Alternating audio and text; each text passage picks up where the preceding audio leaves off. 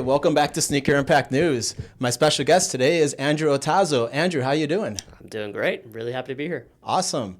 Well, guys, Andrew is an award-winning Cuban-American author, environmental activist, and communication expert from Miami. He wrote The Miami Creation Myth and runs ARO Communications, a firm specializing in PR and executive strategy. Andrew has worked at top global agencies, serving as the executive director of the Cuba Study Group, and has conducted research at Harvard and the State Department. A passionate environmentalist, he's removed 30,000 plus pounds of trash from South Florida's mangroves and raised over 30,000 for coastal protection. He's been honored with multiple awards and spoken at top universities like Harvard, Columbia, and University of Miami. Andrew, it's an honor to have you today. Yeah, it's great to be here. Yeah, man, we're so excited. You were sent and given as a referral to us by one of our dearest friends, Frankie Ruiz. Yeah. So let's start off. How do you and Frankie know each other? Frankie and I go way back. He was my camp counselor when I think I was 10 years old. And then he was my track coach. So I'm an endurance athlete. I'm a long distance runner.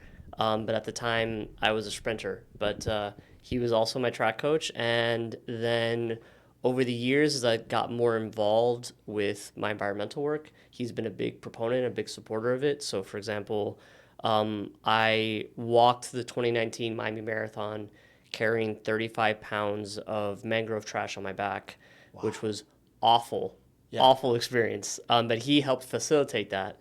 And then the next year, I came back with a team, and we had a 135-pound trash cart that looked like a fish. It was on 4 wheels, and I had a team this time because I learned, hey, spread the misery around.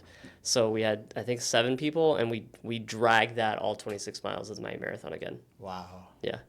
I've done the Miami Marathon in 2010 myself, one time so far, but 50-plus marathons. So you and I are kindred spirits, and Frankie is like one of my mentors. I did 2010. Yeah. That was my It's PR. a hot year. That was a hot. That was the finish line. And when it went underneath the bridge, that's there's no shade. I think it's the same course, but they gave more cheer stations in the second half. Yeah, there's not much shade out there in the second half in Tiger Tail. And so you did 2010. I did 2010. You would have been probably just out of college then or high school. Or? I was about to graduate with my master's degree at the time. Okay. Yeah. So let's take the 35,000-foot overview of Andrew Otazo. When you introduce yourself, I gave you a fairly light introduction there, but I know you've worked with some of the top government agencies in the world, and you're also an award-winning author. So tell us, about your background and your services that you offer. Sure. I was born and raised in Miami, Cuban-American. I went to high school here, and then after high school, I went to West Point. I spent 2 years there. That's the U.S. Military Academy. And then, as we were discussing before the podcast began, I broke my shin, and I had some permanent hearing damage. So after 2 years, I came back to Miami, and I went to the University of Miami. I graduated with my bachelor's degree. Okay. I started getting my master's degree, took a break, went down to South America, lived in Buenos Aires, lived in Sao Paulo for a bit, picked up Portuguese. I'm a native Spanish speaker. Then I went to the U.S. State Department. And I worked in the Office of Andean Affairs, so primarily with Venezuela, Colombia, Peru, Ecuador, and Bolivia. Then I finished my tenure there, and I came back to Miami, graduated with my master's degree. Then I went up to Boston, and it happened that the former president of Mexico, Felipe Calderon, had just finished his term of office, and he was given a fellowship at the Harvard Kennedy School, and they hired me to be his assistant. And he went, and he went from a staff. Yeah, I know who Felipe Calderon is. I read a lot, and that's when I saw that on your resume. I'm like, wow, I want to ask you a lot of questions just about that. Yeah. So interesting thing about that is that when they put the job, I didn't have any connections to get this job, but when they put the job description out, they just said it was an assistant to a former Latin American policymaker, and I had applied to it. And when I came in for the interview, the lady said, like, oh, are you still interested in this position? I'm like, no, I really want to do more research. She's like, oh, okay, well, it's for Felipe Calderon. And my jaw dropped, because this was a man whose policies I had studied like a year previously in my master's. A world leader. Yeah, absolutely. Of one of the G20 countries. And I was like, no, I want that job. And so, a million interviews later, I got to sit down with him, and I think what clinched it was that, one, I knew his policies because I'd studied them, and two, I spoke Spanish to him. So like I think that's what set me apart from the other. So and what was also your role? Yeah, sorry. I also knew the diplomatic protocol because Okay. again, my time in the State Department, I knew how to address them. Okay. And the etiquette and the Yeah, exactly. boundaries you have Yes. to have. What specifically, how did you help him? Whoa, I did everything. I handled. I managed his schedule, all his correspondence, including his diplomatic correspondence. So Okay. like, yeah. So typing up his notes or typing up his words and like I'll give you an emails. example. I'll Yeah. give you an example. Like, he got a letter from the then president of Haiti, and he's like, "How's your French?" And I'm like, "I don't speak French." He's like, "Okay, tell me what's in this letter that's in French." This was before Google Translate. This was before ChatGPT. He's like, "Tell me what's in this letter. Type it up in Spanish and send it to the Mexican Congress." I'm like, "Okay." So I would do stuff like that. I'd like, and it would be much more like quotidian things with his family, like taking care of his kids. I don't know. There's the things they need for school, essentially. some domestic His wife, things, yeah, but also and, professional. yeah, yes, and like, But you accompanied him around DC then, or oh no, this was up in Boston. This is in Boston, Yeah, this was at the Harvard Kennedy School. Okay. And at the same time, I was also a researcher for the Kennedy School. So I was doing these two jobs at the same time.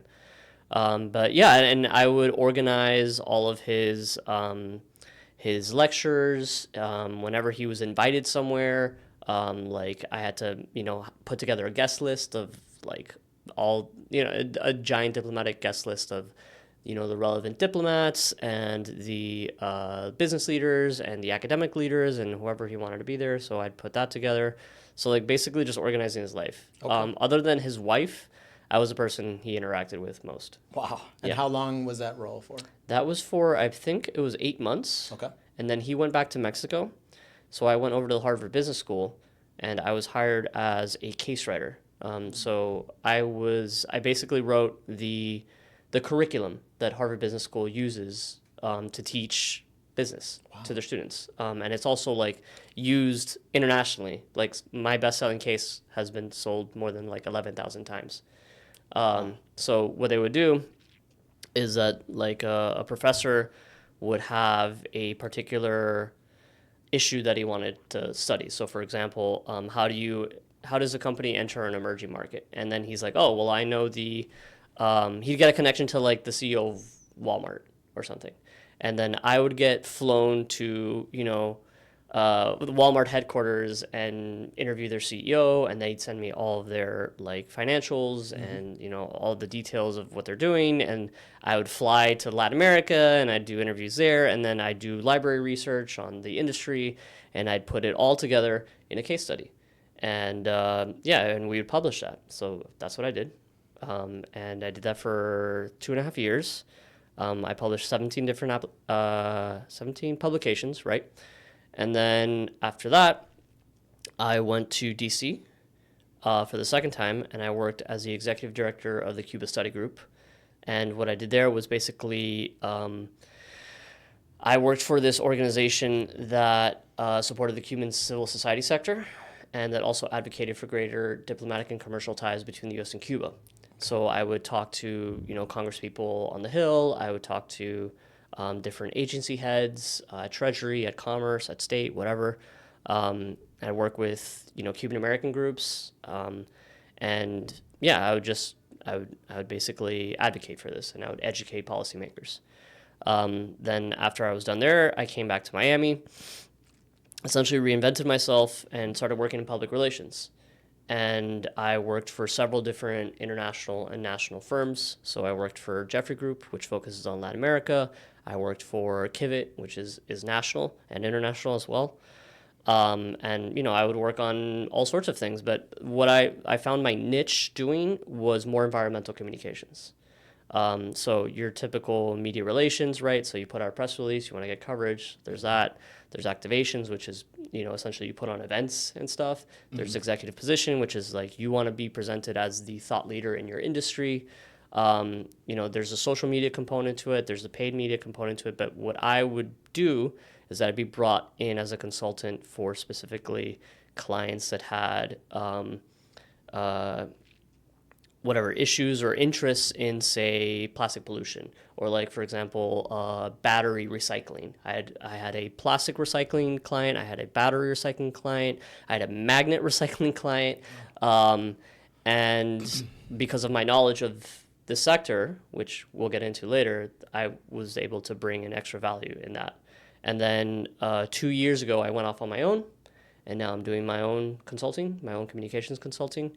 And I work with environmental clients, but also with governmental clients and with for-profit clients. So it's the gamut. And that's my professional career. And then there's the creative side, which is I'm an author, as you said. Yep. They were talking, and I'm so curious about that. Yeah. I want to take a deep dive into your book. So tell us how that got started and the name of your book. Yeah. So I've written for a long time. I wrote a book called The Miami Creation Myth. And it's basically, you know how the Greeks, Romans, the Egyptians have their own pantheons of gods and goddesses. I did that, but for Miami. So like my universe that I created is literally just Miami-Dade County. Wow. And there's like a giant chasm at the Broward County border. No one knows what's on the other side. And so you have all these different gods that come together and they create the universe, and then they create the sun and the moon and the stars and the animals, and all these different waves of people come into the city. And the first half are these standalone myths explaining how and why Miami is how it is. And then the second half is called the Cafecito Odyssey, where my two hero twins travel to the different parts of Miami and collect the constituent parts of Cafecito to wake everybody up, essentially. Speaking of Cafecito. There it is. There it is. Yes. And let's flash that cover of the book of Andrew's, The Miami Creation Myth, up on the screen right now. Mm-hmm. I saw it on your Instagram earlier, and you were at Books and Books yesterday. Yes, I was at Books and Books. It was awesome because I was on a panel about satire. I'm a satire writer, and I was on with the legendary Dave Barry. Oh, yeah. Yeah, who's the... He has that book about Florida. Is it the Florida Duh? He writes a lot about Florida. A lot of Florida books. I have one at home on my shelf. Absolutely. Yeah, he's the GOAT. And then I was on with a couple of other... friends and fellow satirists who I really respect, Asha Elias and Andrew Bodiga. And we had a great conversation. Amazing. Yeah. So when did the book come out? A couple of years ago? Yeah, in 2023. And it won an International Latino Book Award for Best Fantasy Novel. Congrats. Thank you. Yeah, that was amazing. That was really, really cool. So I'm very proud of that. You said it got published in a bunch of languages. Oh, so it incorporates 11 different languages and dialects. Okay. Yeah, but it's got English footnotes, so anyone can follow along. So there's Creole in it, as you were saying, and there's Jamaican patois. Yep, 2 dialects of Jamaican patois, Acrolect and Masolect. There's English, Spanish, Portuguese, French, Creole, Miccosukee, Hebrew. All the languages of Miami. Wow. So history, political science, environmental activism. You sound like a modern Renaissance man. Are you a good cook? No, I'm not. I can feed myself. Yeah. I can meal prep once a week, and I can eat healthy. But I'm not a good cook. Well, you can do everything else, and you ran the marathon, and that all started in high school and middle school. It sounds like. With, I've been running since I was 13. Wow. And how many marathons have you done now? Oh man, not including the fundraiser marathons. I think I've done 5 fulls and 2 halves. All in Miami or other? No. I've done the DC Marathon. I did the Gainesville Marathon. What's it called? This was way back. This isn't the, oh gosh, I'm drawing a blank right now. The Marine Corps? No, not that one. No, not that one. That one's its own thing. Yeah. That one, I do want to do that. Okay, so that's a hilly area. It was very hilly, but it was really beautiful. Okay. Where else? DC, Gainesville, and then Miami. Okay. Yeah. Cool. Well, that's something we share in common that we could talk about for hours. Yeah. But let's focus on environmental activism right now. How did that come about in your life? Like, where do you think that started? I think the roots of it were because of the way I was brought up by my dad. Mm-hmm. So, like, we would spend our weekends with my grandfather planting tropical fruits in our yard. Okay. And so he taught me this love of nature, I think. But like it kind of lay dormant for a long time. Mm-hmm. I didn't grow up in like an activist family. and I wasn't in activist circles or environmental circles at all. And I kind of just stumbled into it because when I turned 30, like I would go into the mangroves, right, since I was a kid. And I love this environment because it is completely unique. A mangrove forest is its own different world. Coastal wetlands. Right. Sorts that protect our from Exactly. hurricanes. Yeah. So for your listeners who aren't sure what a mangrove forest looks like, basically, a mangrove, a red mangrove specifically, is these trees that live right on the coastline, and they're very saltwater tolerant, and they've got these big sweeping roots, and they hold down that coastline essentially, and they act like this giant sponge. So when hurricanes come through with their storm surges, they absorb all that water, so it doesn't get transferred onto land. And also they act as a really important rookery for birds. And something like 80% of the reef fish have their juvenile stages in the mangroves. That's right, they're protected. Yeah, exactly. Like little fish can live in there, and Exactly. a lot of animals. And unfortunately, a lot of them have been destroyed, like in Miami Beach. And coastal. Yes, exactly. And that it's illegal to chop down a mangrove. Oh wow, they're federally protected? Yeah, in the state of Florida, I believe. I don't know about federal, maybe. So state. And so like this is a really important environment, and I would go in there and I loved it. But like the thing is that as years went by, I would go in there seeking some sort of like solace and like peace, and I'd come out really, really, really upset because it looked like a landfill. There was trash dating back from the 1940s. There's like, I'll give you an example of what I find out there is during World War II, there were German U-boats that blew up a bunch of oil tankers off of Miami Beach. And then there's these globules of oil, of crude oil, that you will find everywhere. Yeah, and I still find them out there. So like stuff from that all the way to the present. And I kid you not when I tell you that I couldn't take a step anywhere in the mangroves without stepping on a piece of trash, and sometimes like multiple layers of trash.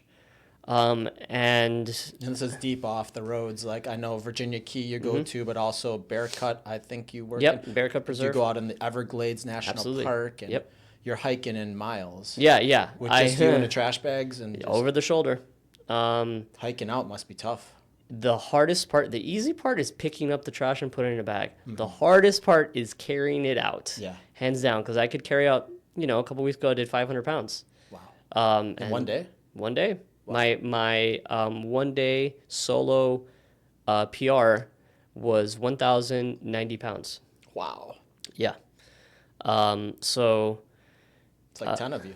Yeah. 5 or 6. Yeah. And you're carrying this, like, mind you, these are like, this is 10, 12 bags. And then it's also like a lot of branches. Yeah, you're doing this CrossFit crazy obstacle course where you're engaging in all of these muscles that, these lateral muscles and these like stabilizing muscles that you never otherwise use. And the root systems are all very intense. Like Absolutely. It's not like you're walking on a flat surface. Not at all. No. It is an obstacle course. You're sinking in and then you're... Oh, and there's the mud, of course. Yeah. But like, I could have 10, 12 bags and I might have to walk half a mile with each bag. Wow. So, you do the math. The worst was I had 10 bags. I had to walk a mile to take it to the location where I was dropping off. So that's 10 miles without a bag and 10 miles with the bag. So 20 miles. In 1 day. Yeah. Hiking through an intense wetland. Yes. That some people would probably be scared to go into. Like, yes. There's potentially pythons and... No pythons. Area. No. That's more in the Everglades. No, yes. You do have crocodiles, but like I'm not really that afraid of They're crocodiles. not as dangerous as alligators because I've encountered crocodiles. Yeah, they're skittish. You got to give them some space. Yeah, sure. They don't eat humans here. No, they're not interested in... You're not on the menu unless you like jump on one or something. What about leeches or... No leeches. The biggest... There's tons of bugs. There's tons of mosquitoes, Do you wear gnats. A mosquito jacket? Yeah. So I'll, especially well. now, I'll wear the mosquito netting. Yep. And I have long sleeve shirt on and pants. Okay. In the winter, it's nice. I'll wear shorts, but like we're past that. I can't do that. But the biggest danger out there, by far, is heat stroke and dehydration. So do you wear like a water pack? Yeah. So I have a Camelback with 3 liters of water, and in the summer I can go through that in 3 hours, like that. And like you have to stop working between the hours of about 1 and 3 or 3:30 because you will die. Like there's no ifs, ands, or buts about it. Like you can feel your brain frying. Like I have my watch on and I'm just standing, and my heart rate's at 140. Wow. Yeah. So Wow. like my goal is to keep it under 150. And so like if you're doing something really strenuous, you could die You can get heat exhaustion, heat stroke, in a second. pass out from. And I've been close, like losing fine motor skills, losing balance, losing the ability to speak. Like you're getting there, and like I've been very close quite a few times. Okay. Well, take your cell phone so you can hopefully. Yeah. No, I've learned since beacon then. An alert beacon. Oh yeah, for sure. Because I remember hearing about you years ago. Frankie Ruiz put you on his Facebook, and like was talking about how you're selflessly going out there into these deep parts, of Miami that are people think of Miami, they think of a big city. Yeah. They think of Miami Beach and they think of downtown Brickell. They don't think of necessarily Everglades National Park or. I was just out yesterday at the Miccosukee tribe doing a 5K with them. Nice. Well, I was helping produce the 5K. I work for a production company so we were with the Miccosukee yesterday out by Shark Valley. Oh, it can get hot out there. Yeah. So I know that these are areas most people don't know about, and he featured you because at that time you didn't get the press that you've been getting recently. Has the Miami Herald picked up on this or anyone else? The Miami Herald has published one of my op-eds, which is great, which when I hit 20,000 pounds. And they also did a feature that wound up on the front page when I did the 2019 marathon. Okay. That was really cool. So when did you start cleaning did you start in Virginia Key or where did you start? I started in Bear Cut Preserve in 2017. Is that by Key Biscayne? Yeah, so Crandon Park, the northernmost part of Crandon Park. I know the Bear Cut Bridge. It's a run over. Basically on your left-hand side, you're going south on the Bear Cut Bridge. To your left, that's where I'm cleaning. So the ocean is after the mangroves? Yes. The bay would have been more towards the city. Bay's on the right side. Yeah. Yeah, on the west. Wow. Yeah. So you're getting all the trash coming in off the ocean. Yeah, and that's where the majority of the trash comes from. People think let me set the record straight. There's a lot of dumping in these areas. Like I picked up something like 32 tires just from Virginia Key. Yeah. And they don't show up there but with the ocean. Like they sink. I picked up a 220-pound tractor trailer tire like this tall. So people just dump them off the bridge or something? Or so wherever you have like easy road access and like an area that's kind of off limits, like and next to a wilderness area, that's where you'll find the dumping. So like in Virginia Key, for example, like you'll find it just off the road. Yeah, that's a shame. I was just in Guatemala about 3 weeks ago, and deep in the mountains, and they don't have the same type of sanitation system we have, so people do just dump their trash, but they put up signs in a lot of places, but they have sinkholes and gorges, and sometimes it's right outside the village, and they'll just put it in a ravine, but then it empties into the ocean through the river systems. And in Central America, a lot of, like you said, they don't have a solid waste management system. So like it has to go somewhere, so it goes in a river or it goes in a stream, and that goes into the ocean. Like, yeah, I found stuff from Mexico. I found stuff from Louisiana, from Cuba, from the Dominican Republic, from Haiti. Like, it just winds up here. Yeah, probably stuff off of boats, but also stuff from the city. Yeah. Like, the majority... So, what I got off topic for a second, but the majority of the trash actually comes from urban environments. So, what'll happen is that somebody litters on the side of the street, and then when it rains, that goes into a gutter, and that goes right out into the bay. There's no filtration. And then that goes into the mangroves. That's the majority of the trash that I find. And our bay has so much problems right now. Tell me about it. With the fish kills, the low oxygen levels, the fertilizers running off. I live right off the bay, about a quarter mile off on the Upper East Side, right off of Biscayne. You know about it, yep. And really close to Sneaker Impact. And I told you before the podcast that picking up trash is near and dear to my heart, that I've been helping clean the Little River where the manatees live. That's a lot of trash there. Yeah, there's a Miami River, which is our big river that the bigger boats go in, and then there's the Little River. Right. And most people don't know about the Little River, but I was paddleboarding on it, and similar story to you, I used to do some trash cleanups in Miami Beach too with like Debris Free Ocean. And they're one of my clients. Yeah, I love Maddie Debris. and Maddie and Amanda, Katie. I love them. Yeah, they were on the podcast too, and we try to do as much as we can with them. I love that. For Ocean, Clean Miami Beach. We love all of these groups out of South Florida. But I, also got very frustrated in Miami Beach, running on the boardwalk and seeing styrofoam right in the dunes, and in the sand. And every time I would go to the beach with my friends, I would always commit to picking up some trash and never leaving any of my own trash, and then in the Little River, there's the manatees. And so seeing the styrofoam floating in there is heartbreaking because it's coming right off the roads, and which is a little different than I don't want to take it off topic, but the Pacific Ocean patch, the gyres, that I read that's more from fishermen and from like commercial vessels than from consumers. So we have that too in Miami. We have a big problem specifically with, I'm going to get a little nerdy here. Yeah. Go ahead. They're called ghost traps. So essentially you have these lobster and crab trappers. So if you've never seen a lobster or a crab trap, it's this big thing, like probably like a metal cage. Yeah, it's either made out of plastic or wood. It's like 3-4 feet wide by like 2-3 feet high.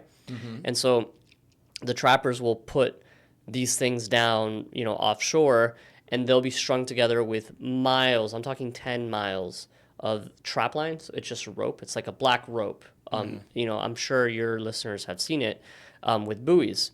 And what happens is that when there's a storm, those traps get tossed about, and they're basically wrecking balls. And they just smash into the coral reefs, and they smash into all sorts of different environments, and they tear up the seagrass, and then they get smashed apart. And what's left are the crab they're called the trap mouths. So they're just like these square plastic pieces that float around, and then you have all that trap line. Again, miles and miles and miles of trap line that just gets washed ashore or gets tangled up in the coral reefs, and you'll just see these giant, like 100-pound tangles of rope tied up in the mangroves. Yeah. Especially like I work with my friend MJ Algarra, who runs Clean This Beach Up. She'll partner with the National Park Service, and they'll go out to Ellie Key and Sands Key and Old Roads Key, and they'll go down there, and like you'll just see these giant tangles of rope, and not just the trap line, but also like these big container ship ropes that are like the size of my thigh, and each foot weighs 5 pounds. Sure, because it's got like algae and what? No, just dry. Just dry. It's that heavy, so, and then you'll have 100 feet of that easy. That's what they used to like. If you've ever been on a cruise, or if you ever looked at a cruise, the giant rope that's holding the cruise to the dock is this rope. Okay.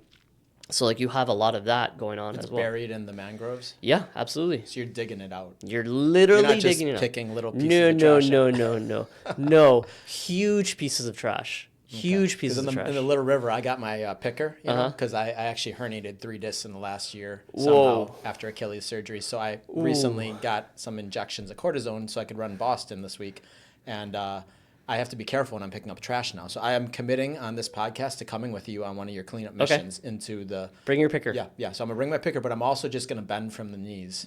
Because I think you can't bend. You can't bend from the back. Bend from the back. Yeah, I did that for too long in my life. They say your grandma and your mom say to bend at the knees, and then you think you're invincible. So I want to. Yeah. That's good that you're bending at the knees. I am because I've learned Yeah, you'll herniate a disc if you. Absolutely. No one's invincible. No. And, concrete is undefeated. That's true. So, but wow, Miami has such a pollution problem, but at least we have some very committed individuals like you in these organizations, and a lot of individuals too who go out on a daily basis, and but I see too often people throwing trash out of their car when they're driving around. It breaks my heart because it's so simple to just wait until you get to the trash can or to recycle, but a lot of people don't separate their recycling. Yeah, it's a cultural issue. Yeah. So you're from Madison, Wisconsin, and it's a much more outdoorsy town than Miami. Or if you go, I go every year. I spend a lot of time in North Carolina, in Western North Carolina, and it's a very different culture when it comes to nature. It's leave no traces. Leave no trace. Yeah. That's it. It is anathema to leave a candy wrapper or a Gatorade bottle or whatever on the side of a trail, and if you do, somebody will pick it up. There's a guilt too. Yeah. It's also a stewardship, a sense of I'm responsible for this environment. We don't have that here. We have that in certain pockets and certain senses, and it's growing, and people are becoming more aware of it. Mm-hmm. But because this is the funny thing is that people, like you said, think that Miami is this hyper urban environment. And it kind of is, but it's surrounded on 3 sides by, Biscayne Bay, the Atlantic Ocean, and the Everglades. It's actually a sliver if you look at it on a satellite. And exactly that. It's only like 3 to 5 miles in off the Yeah. coast or something, and Right. then it just becomes Everglades. There's a boundary where they don't want you to build past. Right, the urban development boundary. Exactly that. We're surrounded by nature, but we're disconnected from it. And the Everglades is essential for our water supply and for everything from hurricane protection, global warming, and sea level rising. But it used to be a sea of grass, a river of grass, and it still is in a sense, but it's been chopped up and Absolutely kind of right. put all those canals in. But the whole point is that, we've developed a lot of the coast, which is the protection from the hurricanes. Right. And then also there's a lot of animal life and plant life that depends on this. And it's becoming, they've done studies of how much of the sand in the ocean is becoming plastic. I know. In our bodies. Yeah, and there's a famous study that by 2050, by weight, there'll be more plastic than fish in the ocean. Wow. Yeah. It's sad. Yeah, all the animal life deserves better than that. So we can do it one person at a time. And I'm really proud of you for what you've done. And it means probably even more than finishing 1,000 marathons is picking up that 30,000 pounds of trash. Because if you hadn't done that, it would still be out there for 1,000 years. Yeah, that's the thing. And you're also a role model. Thank you. For the Cuban-Americans, but also for everyone. But you're Cuban-Americans, so tell me, if you want to switch gears. Sure. I would love to hear about your youth in Miami and growing up here and what it's like, where you grew up in Miami, the Cuban culture. Sure. I grew up in Coral Gables. My parents are both Cuban refugees. My dad came with Peter Pan, and it was a program that the Catholic Church brought, I think it was 13,000 Cuban children to the United States and to other parts of the world as well.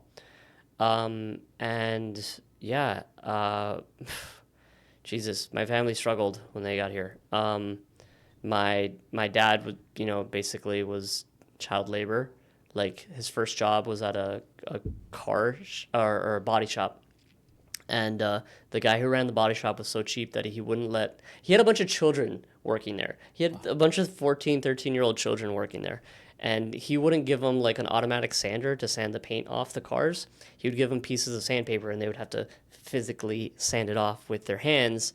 And my dad tells a story that he was sanding this car and he looks back and there's this streak of red behind him. It was all blood. So he'd sanded off his palms, essentially. Wow.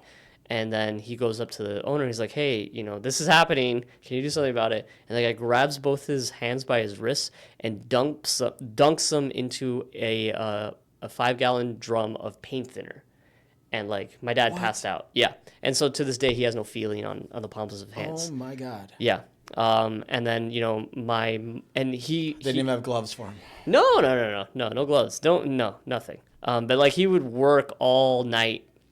He would then work at a bakery with my grandfather all night, and then he'd get up and go to school. And I don't know how the hell he did that. The hardest working people. Yeah, but he did it. My mother, meanwhile, she grew up in Long Island. She went from Cuba to Long Island. Wow. And that was just she was the only Latina in her school, full stop. No one knew what to make of her. Wow. She was this alien.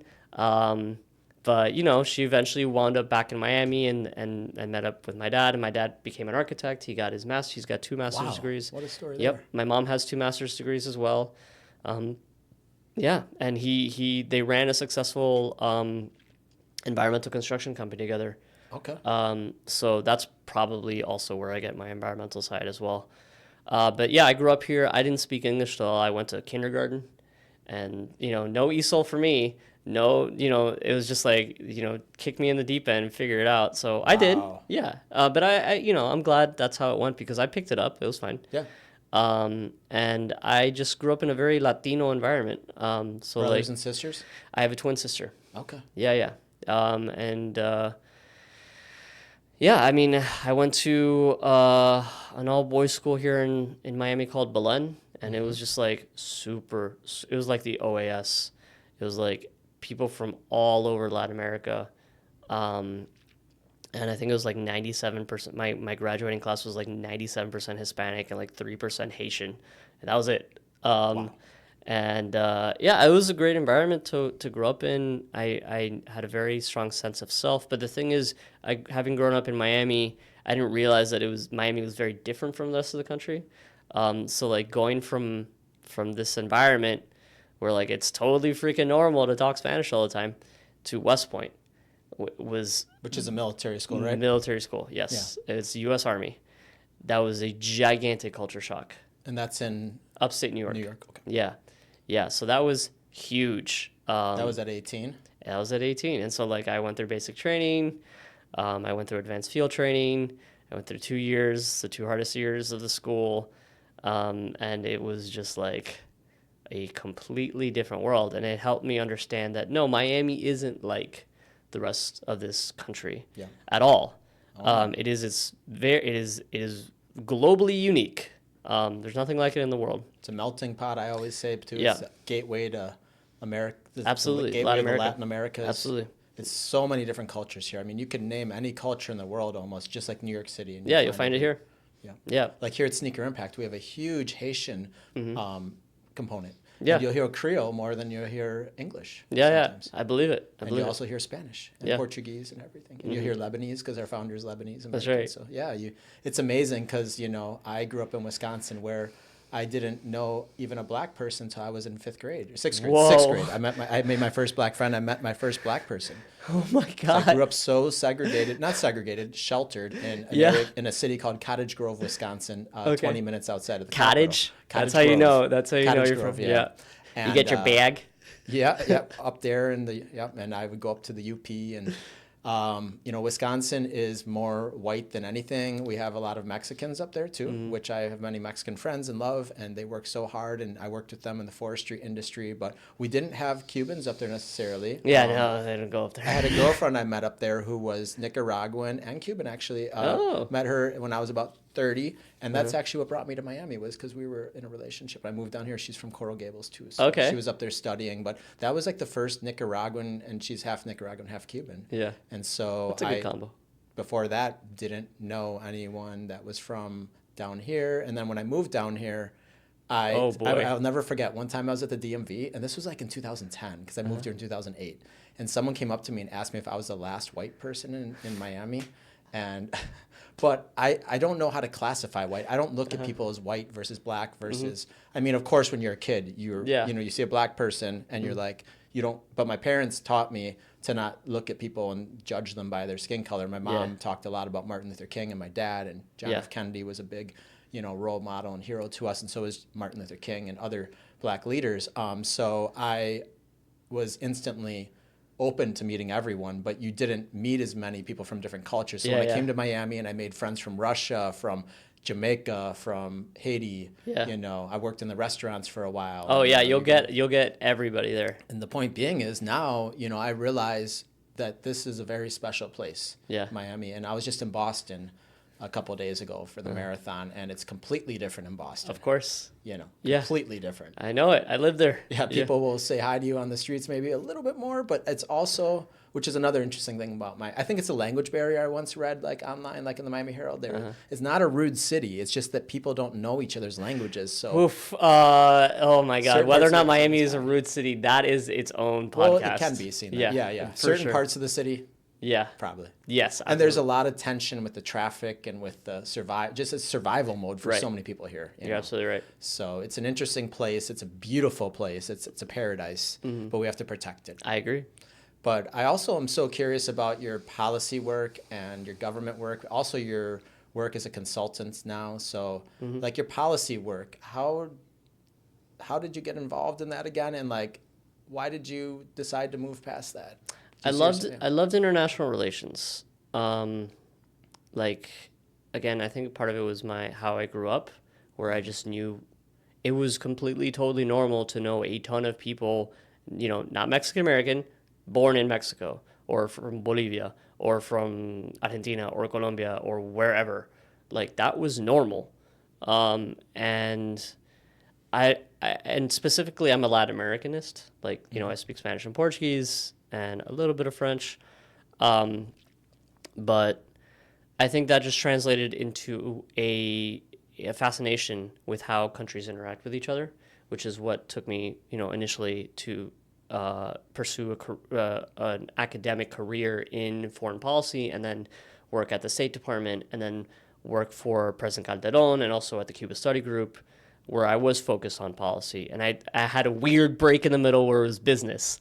It was very odd that I was hired by the Harvard Business School because I had no background in business whatsoever. But they were like, this guy's smart enough, he'll catch on. And I did. I basically Googled my way into an MBA. And then the thing is, when I left DC in 2019 after leaving Cuba Study Group, none of those skill sets were applicable in Miami. No one gives a damn if you are a foreign policy expert. That's not how the city runs. So I had to reinvent myself. I had to start at the bottom of this public relations agency and learn the ropes of how to do communications. And I built a new career for myself essentially. And communications is telling stories. When you drink a bottle of Coke, you're literally drinking sugar water. But that's not what you drink it. You drink it because there's this whole story associated with it that, is tied up with its brand that's about fun and family and whatever, and all these different things that they've invested into the brand. Basically, when you are communicating to an audience about any sort of company or organization or policy, you're telling them a story. Mm-hmm. And I'm a storyteller. So I have, I get to use the creative side of my brain, right? Where, I'm a writer and I'm a satirist, and I can make people laugh and I can make people connect with the story. And I get to use the more analytic side of my brain, which is that Harvard Business School policy side, where I can take apart these big, seemingly intractable problems. My favorite thing in the world, I love doing this, is taking what is ostensibly a super boring, super esoteric issue and making it funny and compelling. That's awesome. love doing that. Yeah. So for Debris-Free Oceans, for example, one of my clients, they're trying to bring in new audiences to care about marine trash. Mm-hmm. And I said, okay, what's an audience that you haven't targeted before? Miami singles. So we did a Miami's Trashiest Singles event in Peacock Park, where we got a bunch of singles together and we did a red flag, green flag, capture the flag event. And then that was paired up with a cleanup of the mangroves and a meet and greet, and there was a happy hour aspect to it, and we sold out. That's amazing. Yeah, I remember hearing about it, and I think I was going through my surgeries and injuries at the time and bedridden, and I'm single. Okay, we'll do another. I wish I would have been there. We'll do more. We'll do more because I want to come to the next one. And I missed their workshop last week that they did at Zero Waste a couple weeks ago. I was there, yeah. I wanted to come so bad. I registered, but we've been doing so many events with Sneaker Impact, and I couldn't break away that day to go down there. But if I would have known, and I would have carpooled, or I would have. I'm gonna come to the Debris-Free Ocean. I'm sorry, I've been a little absent lately, but they know how much I love them. I'll send them your love. I did an acai bowl cleanup with them under the mango tree in Miami Beach about 8 years ago, long before the pandemic, and I love what they're up to. And Maddie, Amanda, they've sent us some really cool guests, and they're just working so hard to get the word out there about it. So I really love that and I also understand branding, working for a wellness company in Miami Beach. I was a startup, and we're all about the story, right? Which is, some could see as marketing, but it's also the experience. It's also communicating that this is more than just a superfood powder you're taking. This is about living your best life possible. What's the value you're providing, right? Yeah. This is about connecting with the plant. This is about understanding the history. Mm-hmm. So there's so much more to every product and every company. Like Sneaker Impact, we are more than just recycling. We're also education. We're also health. Yeah, health. Mm-hmm. Yeah. Tied into ecology, tied into Miami's history, tied into economic opportunities. Yeah. So there's always so much more to tell through Instagram and through other ways. So where do you share a lot of your information? So, we didn't get to, I didn't get to talk about really what's driving my...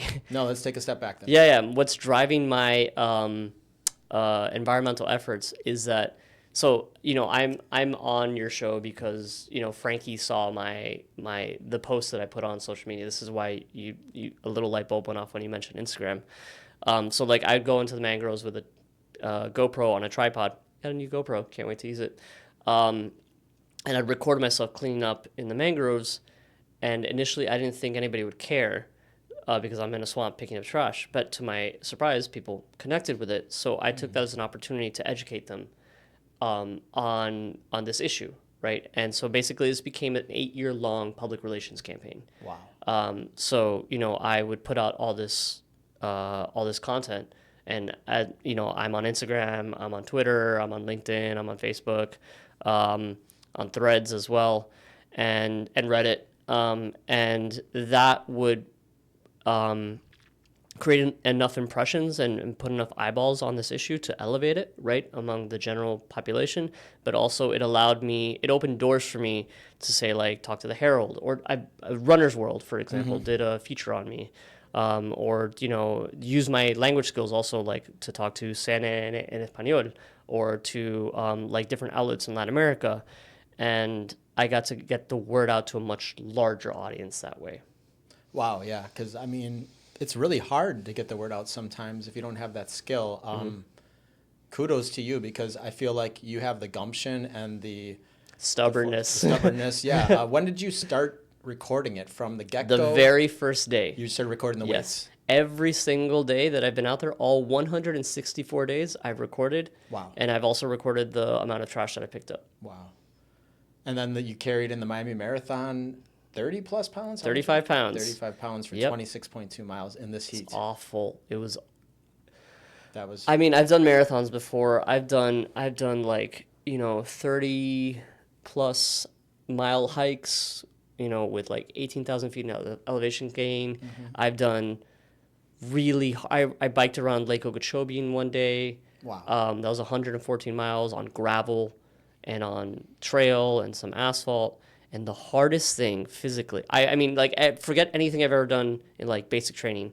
The hardest thing I've ever done physically was that freaking marathon with 35 pounds of trash. Wow. That destroyed me. Was it the weight or the smell? So if you're carrying a pack, right? Yeah. You're carrying a hiking pack, the weight should be well distributed. So like it should be on your shoulders, and like it depends if you've got it cinched on your waist. So it's well distributed. But this is 35 pounds.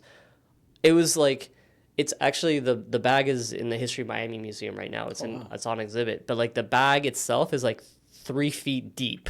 So like it's a lot of light material, and it's distributed in this way so that it's like bending your back at a weird angle, and like your neck and your shoulders.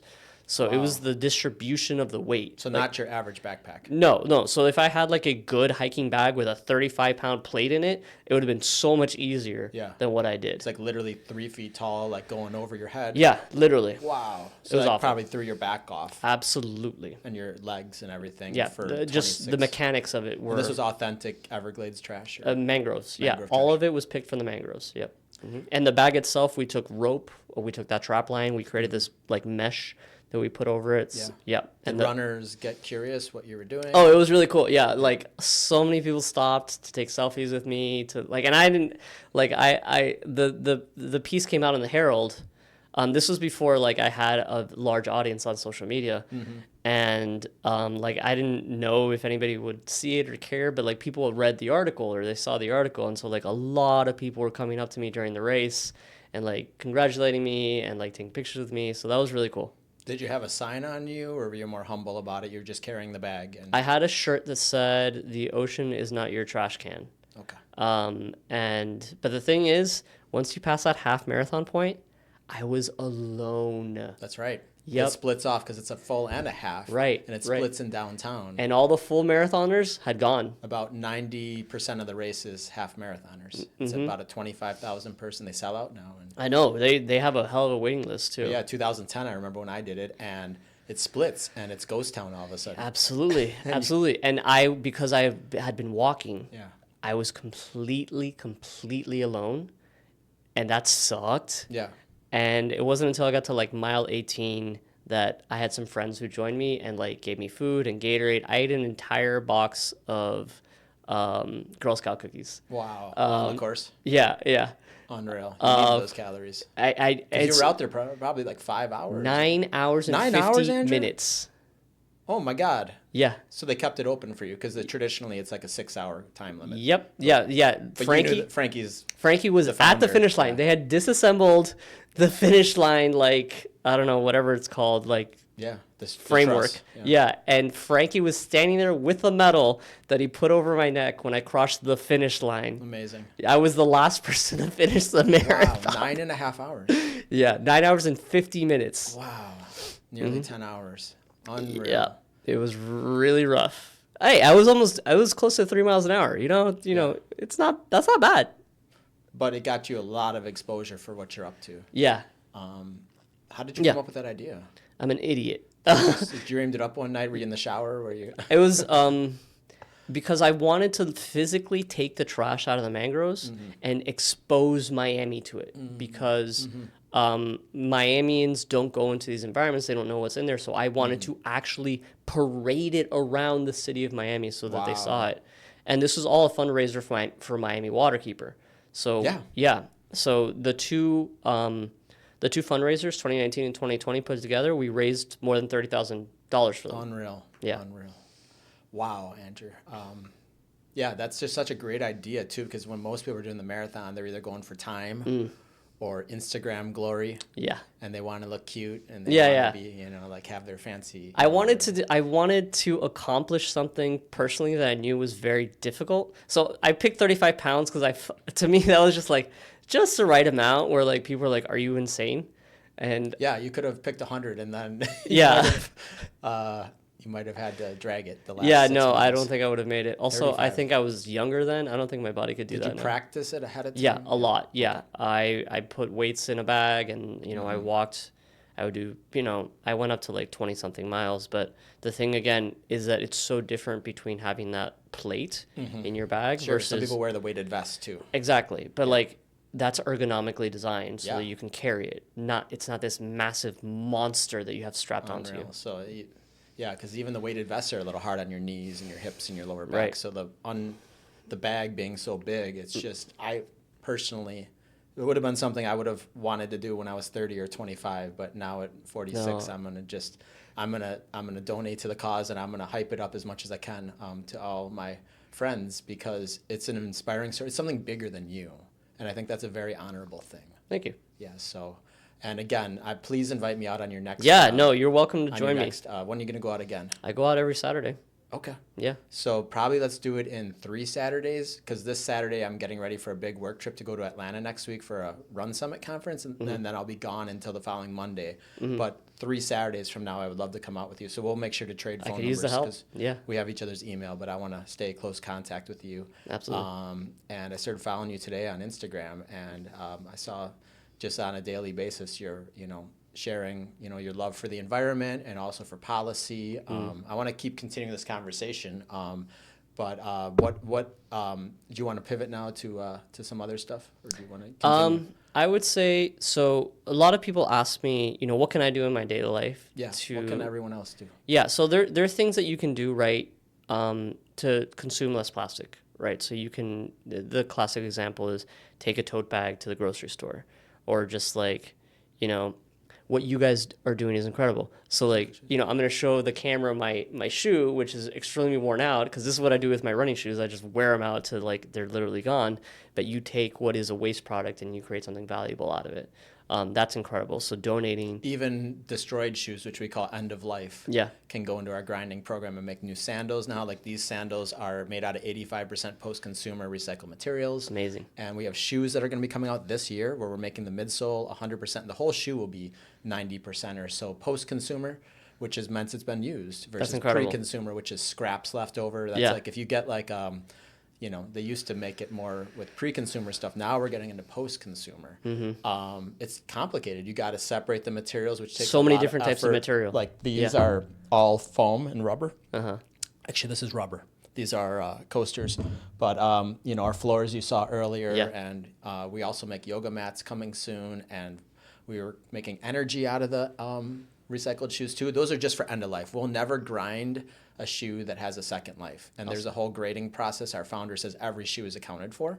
So about 90% or 85% of our shoes get a second life after they've been repaired. Stitched up, like if the top just has a hole in it, we can stitch it up. It's all about the tread on the bottom. Yeah, so yeah. Unfortunately, those would probably go in our grinding program, Yeah. but you know, there's so many, it's getting diverted from the landfill, and then it makes perfect sense. Like I take my, my leather shoes to the cobbler and I get them resold. Why wouldn't you get your running shoes resold? you could do that. Yeah. You could put new rubber on the bottom. Absolutely. And that would be a way to keep extending. XLOS is called extending the life of shoes. I think it's EXLOS. So it's like a fancy term, but upcycling. But, back to what people can do, like. Right. So there are things they can do in their daily lives, consume less plastic. But here's the thing.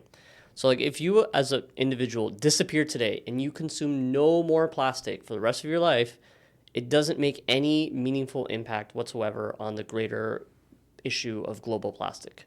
Every day, I don't even know, I had this figure in my head, but it's like literally tens of tons of plastic go into the ocean just from the United States every single day.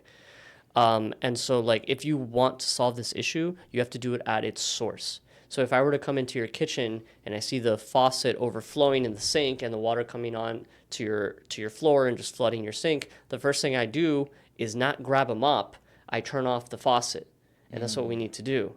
We need to like get involved so that the manufacturers of these plastic products like either switch to other materials, inert or organic or whatever, or it's a systems problem. The issue is that you cannot distribute the, for lack of a better term, the guilt or the responsibility of this issue from the sources of it to the consumers, because that'll get you nowhere. Because you can a drop in the bucket. Yeah, we shouldn't be buying plastic water bottles. Like as a cross country coach, I stopped years ago. Amazing. And I just buy like the large containers, or we fill up the big coolers, and I tell the kids to bring their reusable bottles. Yeah, that's what I used to do in track too. I haven't bought. But I've bought plenty of plastic in my life, and we all get plastic packaging. So there's nothing you can do to purify yourself other than go to the woods and live out there for the rest of your life. Yeah, one of our people here said there's no way anyone can ever be perfect. No, and so we don't ever pass guilt on anyone. And you shouldn't like. I get it that if you want to do that to make yourself feel better, cool. Yeah. But like you're not actually making a difference. If you want to make a real difference, you have to, and I hate to say this, you have to get involved with policy. You have to talk to, your local elected officials, and you have to make it a priority for them. Like you have to, like these people are solely focused on re-election. And if they understand that if they don't move on an issue, say plastic pollution, and by the way, plastic pollution is non-partisan. This is one of the most wonderful things that I've learned in all of my efforts is that it's not Democratic, it's not Republican. Everyone understands that our mangroves and our coastal ecosystems and our oceans should not be full of plastic. So like if those individuals make it clear to the elected officials, you need to pass regulations and legislation in order to address this, or we're going to find someone to elect in your position who will, they will move on it. That's how you treat it at its source. Otherwise, we can, feel great about ourselves. Like, great, I brought a tote bag, I'm doing my thing, but you're not actually making a global difference. Yeah, I like that. I mean, it can help with your health to buy organic and to support local farmers. But to address the global issue, we need to demand change from our politicians and from the companies like Coca-Cola 100%. And PepsiCo and all the big manufacturers. And because, I read the other day that if you just stop buying plastic water bottles, you reduce your microplastic intake by 90%, but you're never going to reduce it 100%. And, you're never going to be perfect. You touch a receipt for 10 seconds the other day I read, and you exceed the amount of pollutant from the state of California that they mandate. In 10 seconds, you go past the limit of, I don't know if it was bisphenol, but it was something that you exceed what California considers to be toxic. That's just insane. from holding a receipt because it's covered in like chemicals. It's like laminated. So I just read that yesterday and I was like, whoa. And there's a lot of fear out there, and a lot of people are like, where do I start? I can't be perfect. Obviously, don't throw your trash out the window. Yeah, please. Step one. Sorting, like I get a little frustrated in my neighborhood because I have my recycling bin out front. I do a good job, and then I look in it some days, and I have an apartment building across the street, and I have neighbors, and they'll put stuff in my recycling bin that isn't recyclable. I know. and I get frustrated. Yeah. And I get trash on my lawn, and I get frustrated. But then I have to take a deep breath and realize that, it wasn't that they are trying to hurt the earth. They might be in survival mode. They might not care as much, or they might not have. I don't know. There's reasons, and it's not that they're trying to. It's not. The majority of the times, it's not nefarious. It's not malignant. It's just like, it's just not part of the way you were brought up. Yeah. You're not educated on it. So we need to get it more into the news, which is what you're helping a lot with in Miami, which I'm grateful for. Yeah. Because people think of bachelorette parties, and they think of 11 and Club Space, and they think of, and even Club Space has gone more green. All these they have, and Ultra, Ultra's done a good job. Yeah. All these entities now are starting to get wise, and also consumers are demanding it, and they notice that they're responsible. They're making a lot of money. Right. A lot of these groups, so they can give back to Miami, which we're a very sensitive ecosystem here. But the whole earth is sensitive. We're one organism. You know? We're all interconnected. And it just is. I feel like it's slowly changing the consensus. But so what are some more of the challenges you're facing? With your policy and PR and everything that you're doing with. The challenges I'm facing. Besides maybe getting the word out, is there political challenges in this current climate? I'm sure there's political challenges. That's a whole not to podcast. That's a very different podcast. There are a lot of issues. The defunding of the National Park Service is insane. Because, for example, I partner a lot with Biscayne National Park. Okay. They're in the whole of the United States, it's the only park that's 90% aquatic.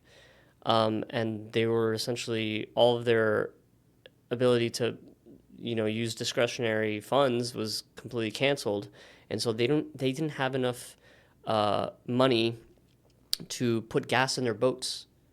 And this is a park that's 90% aquatic. And that's how they enforce things like pollution. And that's how they do their conservation efforts. Yeah, that's how they get people onto these different keys, onto Elliott Key or Rhodes Key or all these other keys. Yeah, exactly.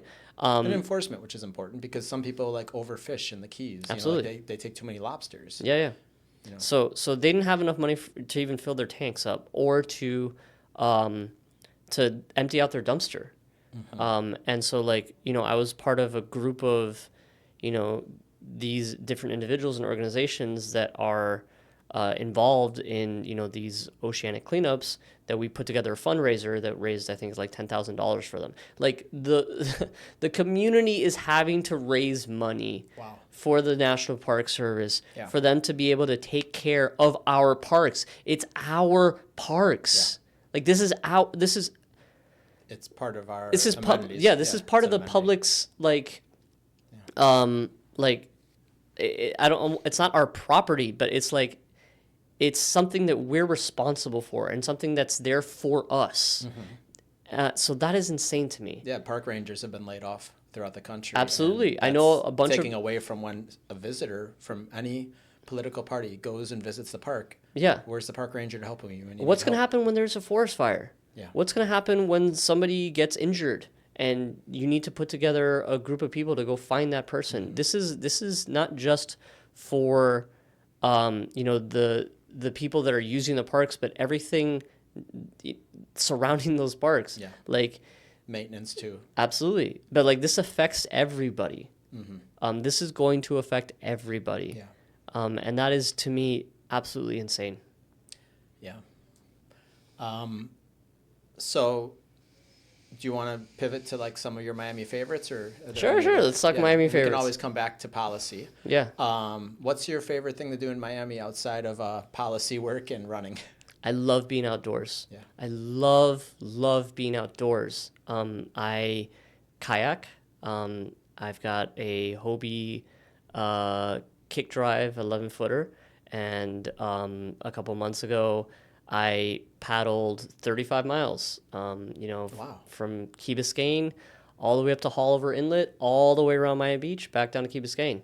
Along the ocean? So I In the went up. I intercoastal? went up the intercoastal. I went up through the bay. So I visited every single spoil island in the bay. Wow. There are 32 spoil islands. Yeah. By the way, in the Oh, I bay. didn't know that. Yeah, and so like I went all the way up, and then right back down.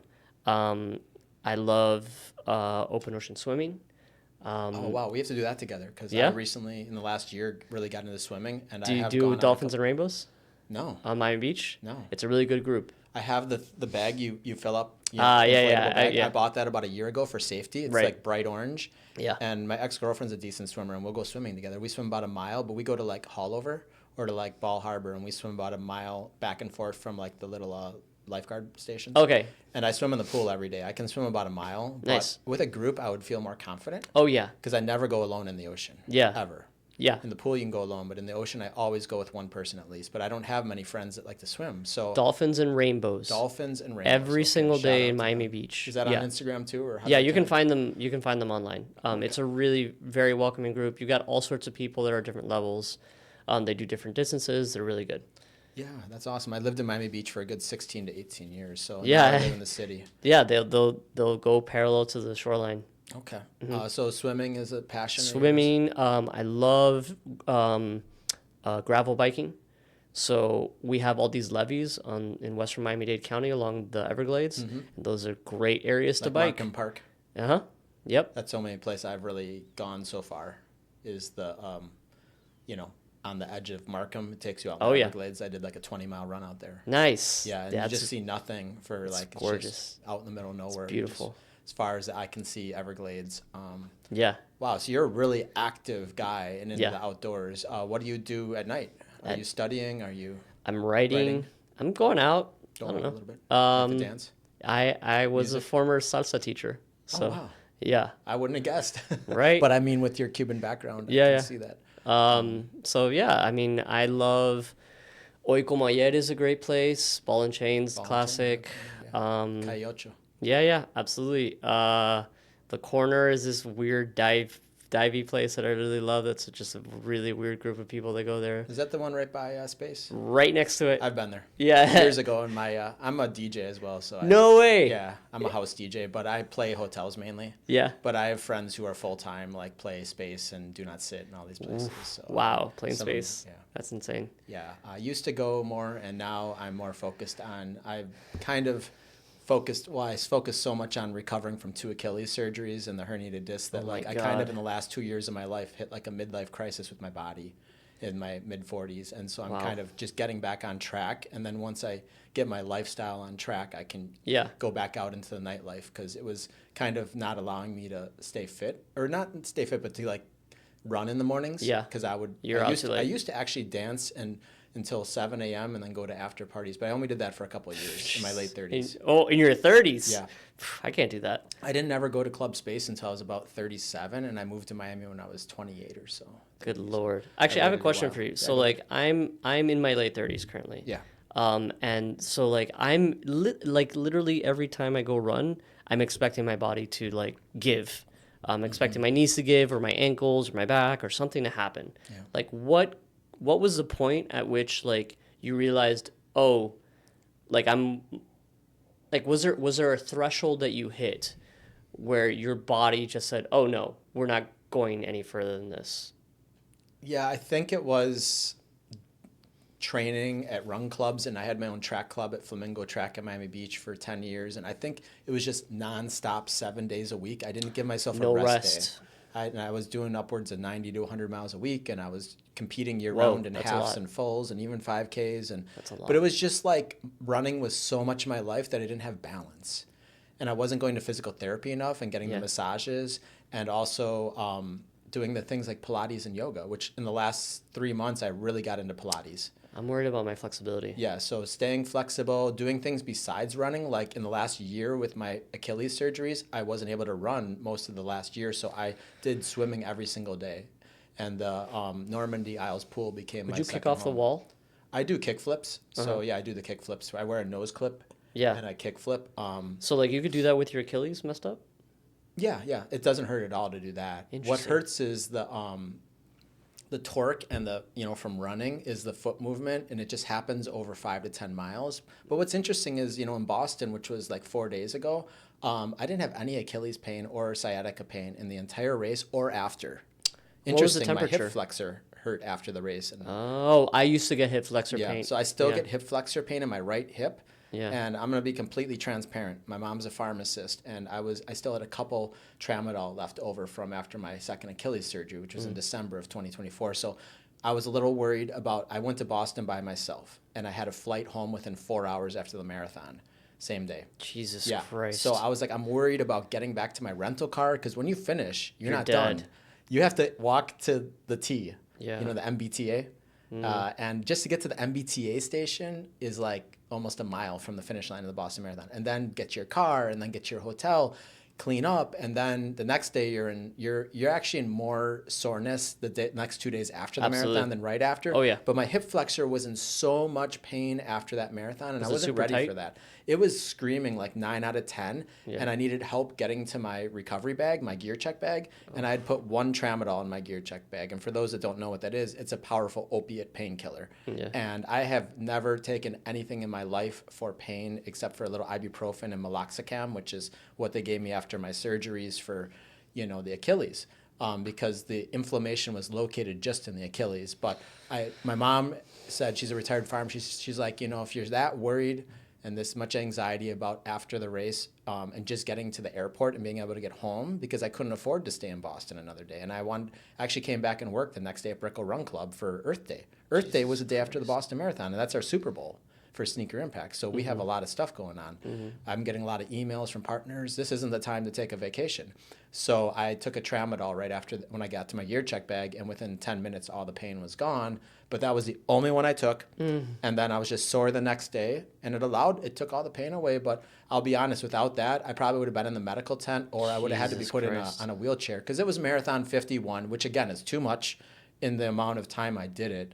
And I want to keep running when I'm 100. When I did my first marathon when I was 20 years old, I did That's 4.5 how old hours. I was when I did my first marathon. Yeah, the year 2000, I did the Madison Marathon. It was 4.5 hours. I didn't know what I was doing. And I didn't do another race for 8 years. Did you run walk it? Run walked it because I didn't train enough. And I didn't have any friends that were runners. There were no run clubs back then. Oh, yeah. Not in Wisconsin, at least. No. Even down here, there were no run clubs. When I started running when I was 13 years old. It must have been 2001, and nobody was running. No. It was this weird little society of people that were running, but the way it blew up in the 2010s. It's a phenomenon. Yeah.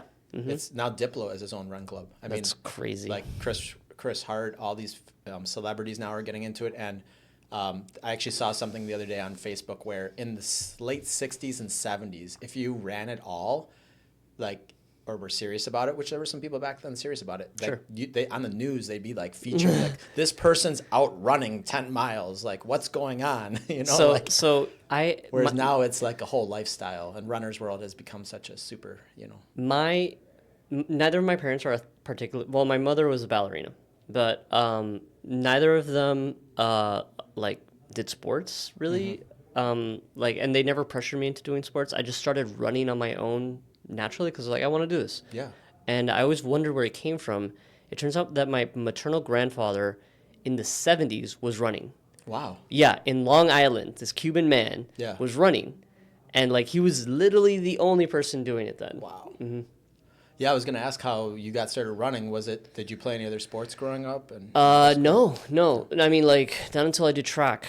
But you started cross country in 6th grade or in Nope. 7th? Or Nope. High school? High school. Okay. High school is when I started track. I think I was a freshman, or I might have been a sophomore even. But I started running on my own at 13, and I'm not sure why, and I just kept at it.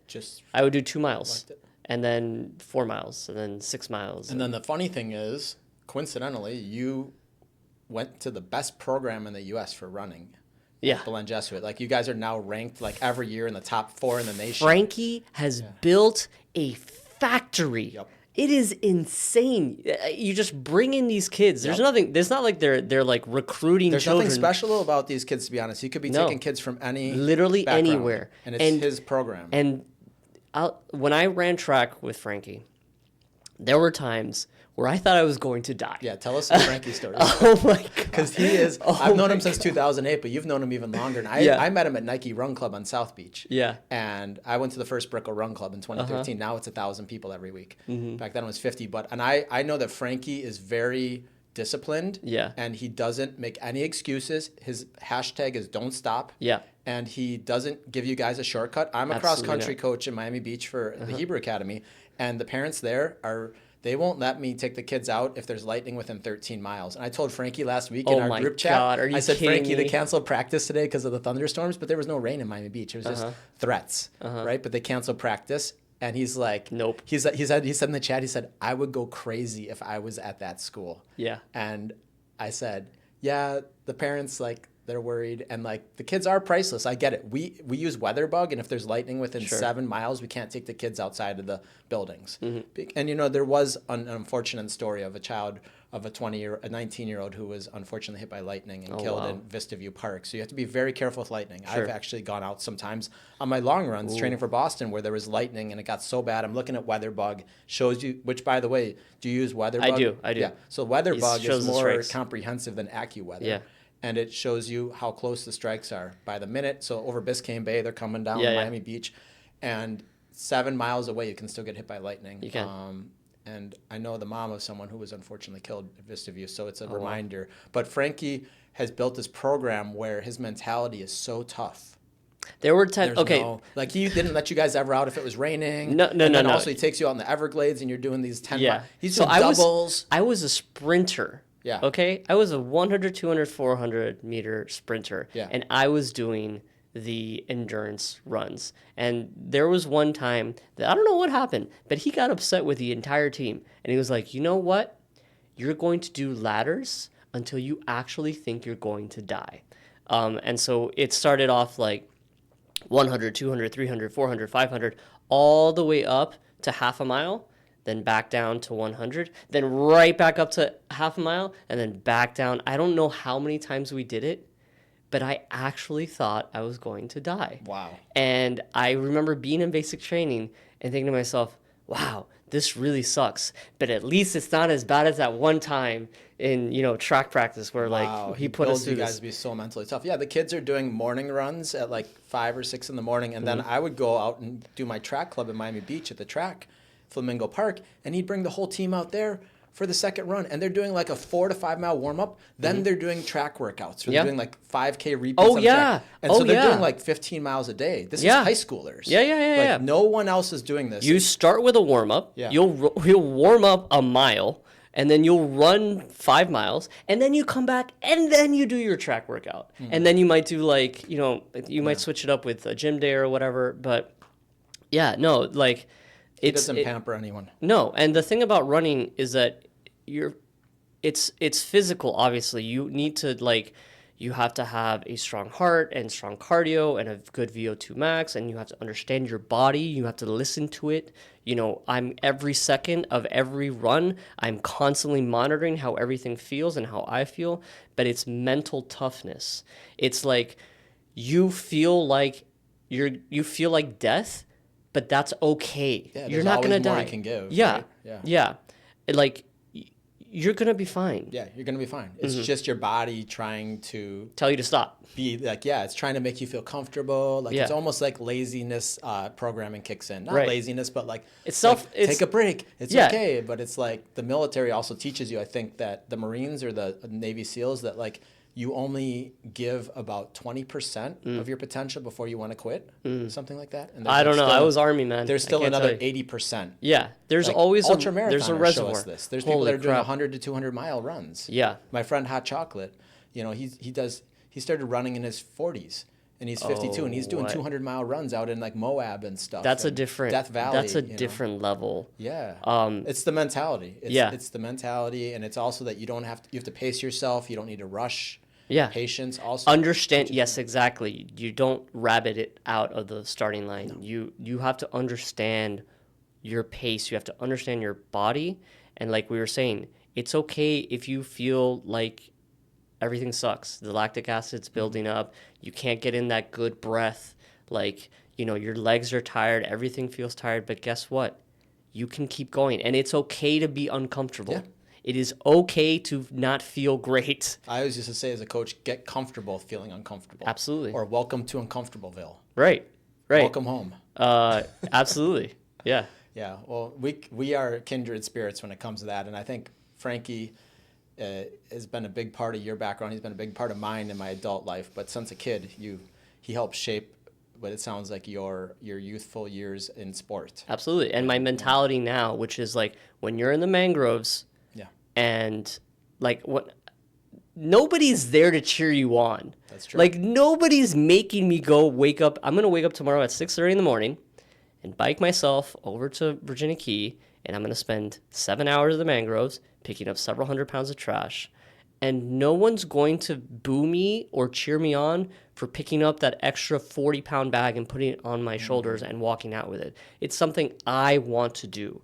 It is my internal motivation. It is my love of that physical challenge and taking care of an environment that I love.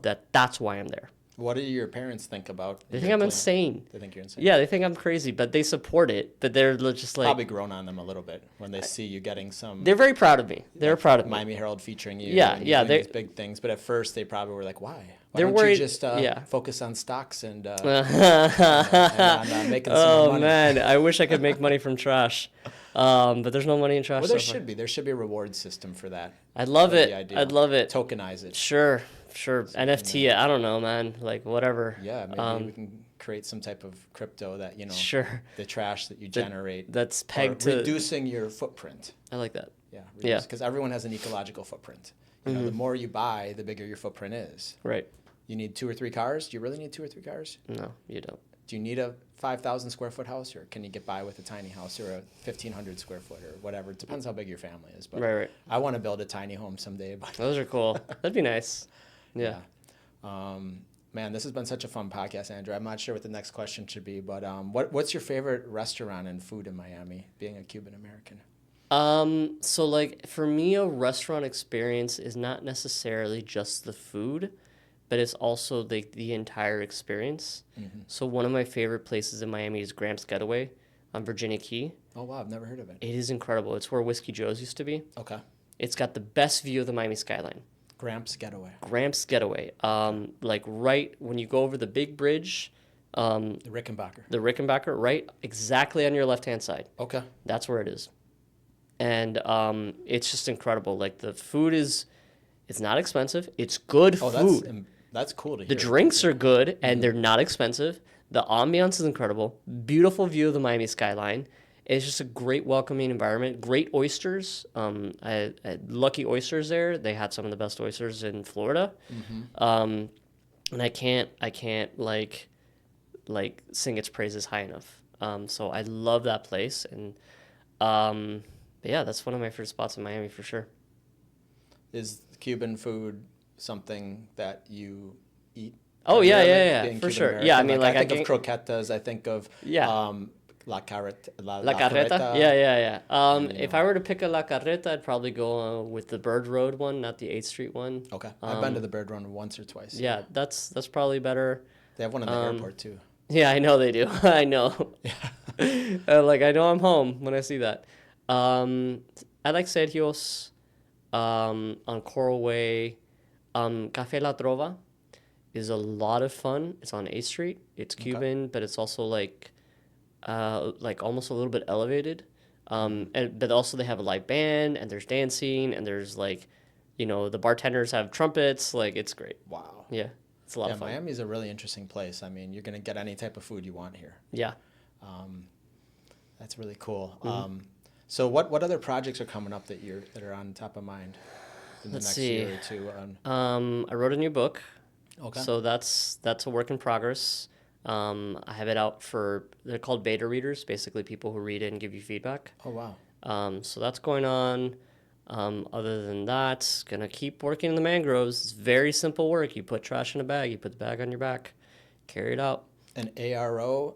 ARO Communications that's is your public relations yes, firm? yeah, that's my firm. I love the clients I'm working with. I'm looking for new clients always. As an entrepreneur, being an entrepreneur is not easy.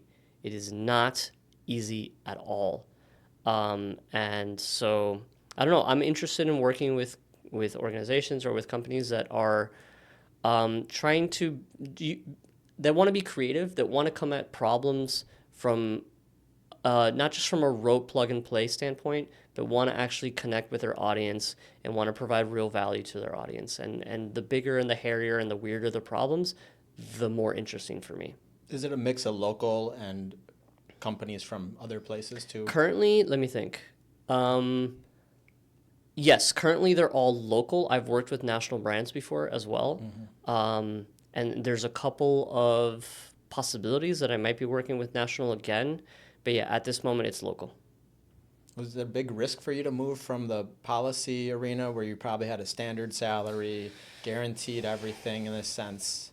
Nothing's ever guaranteed forever, Yeah, but sure. like with becoming an entrepreneur, I've been it off and on in my life. I'm a serial entrepreneur as well. I launched a brain formula company. I am a coach. I'm a DJ, so I have to a lot of that I have to do my own work to get my clients. And I had my own LLC back. I have a couple LLCs, but I used to have a restoration company in Wisconsin that did wetland and prairie restoration for 10 years. Wow, that's cool. Previous life. That's so before cool. I moved here, but I had like 8 employees and like no guarantee ever, and it was just so hard just to keep my employees paid, and there's no one to hold your hand. Nope. Even the small business administration, you can get advice, but even that you have to reach out.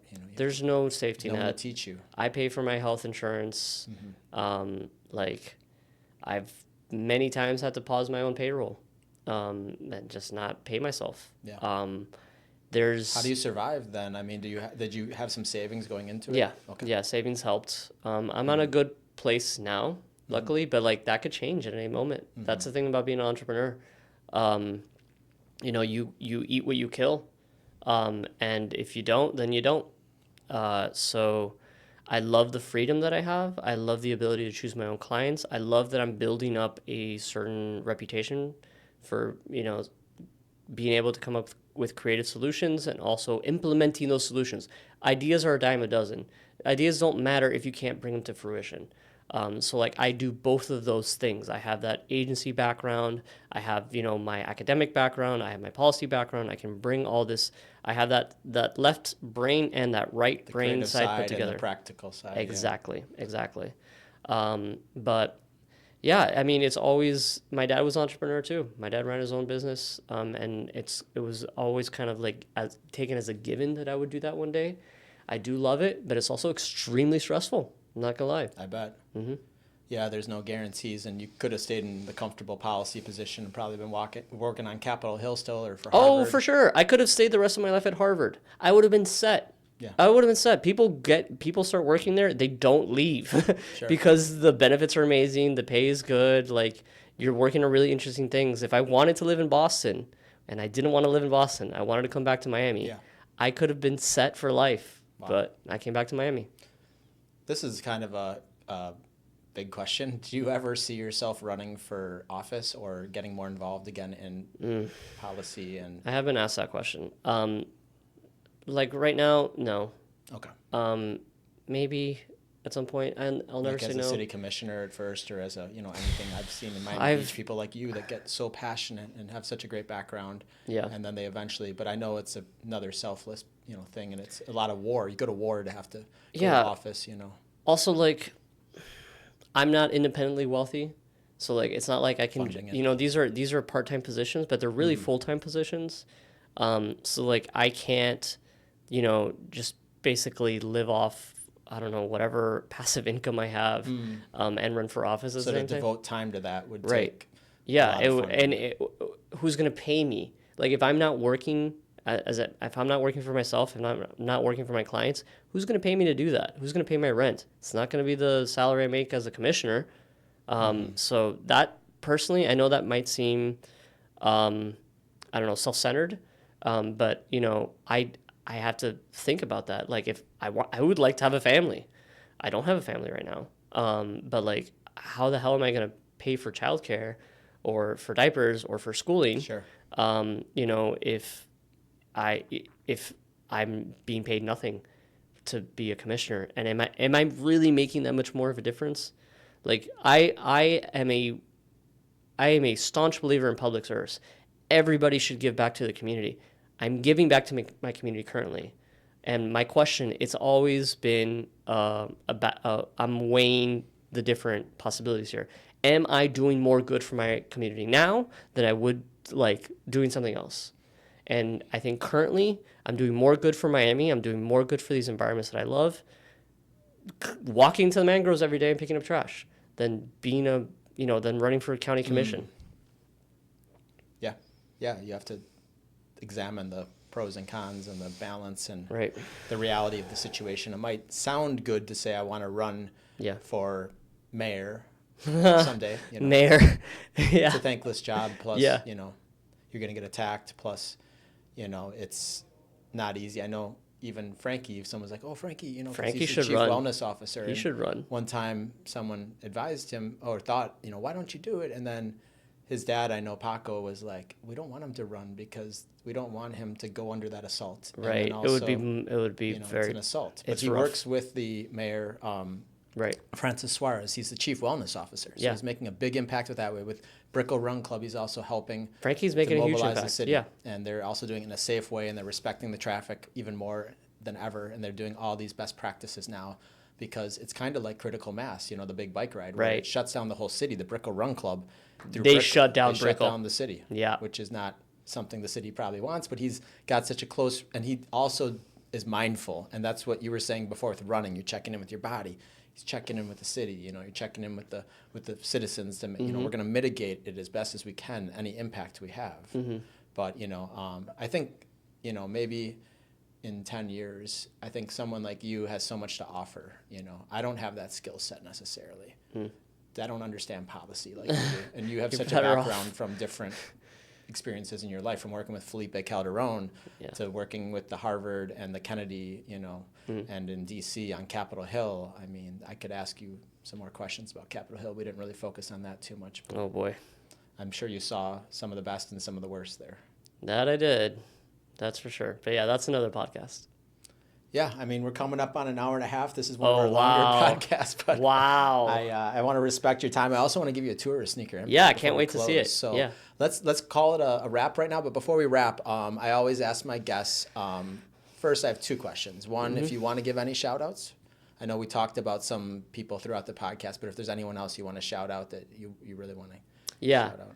I feel like I think I've shouted them all out. I've shouted out Frankie, MJ Algarra, Katie and Maddie from Debris Free Oceans, Clean This Beach Up.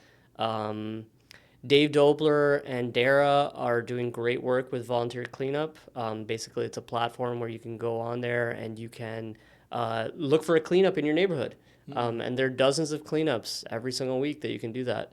How do people get connected with them? Just go to volunteercleanup.org. It's that simple. Manny Rionda runs Fillabag. He puts up these stations of basically just buckets all along the beach. They're on Miami Beach, where you can grab a bucket and you can do your own cleanup and you can toss out the trash and put the bucket back. He does great work. There's a lot of people in South Florida. It's weird. We were talking about it the other day. We all kind of started at the same time, like 2017 to 2020. All of us started doing this work.